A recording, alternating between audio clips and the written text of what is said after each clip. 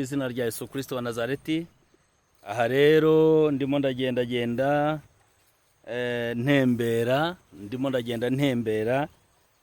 kandi gutembera ni byiza.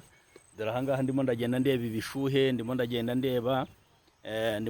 ndeba imigezi. Buriya gutembera rero buriya ni ikintu gikomeye cyane. Iyo utajya utembera ngo umenye ibintu bibera hirya no hino, bijya bigorana cyane, ku buryo kunezerwa byaguhenda. Nk'ubu ndimo ndareba uyu mugezi, niba ubona neza, ndimo ndareba aya mazi, ndimo ndareba uburyo ki aya mazi agenda. Narinje kureba isoko y'aya mazi. Hano harimo inyoni nyinshi zitandukanye, harimo ibishuhe, harimo abantu nk'ubu ngubu batazi ibishuhe mu by'ukuri. Iyo urebye hari inyuma yanjye uriya mugezi uko ugenda, ngo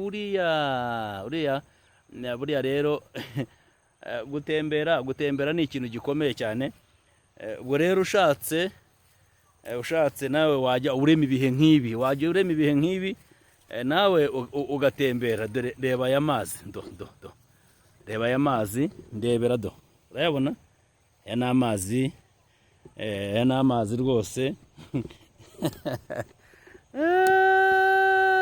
Ubu se uraza kumbwira nagutembereje rero, urabibonye?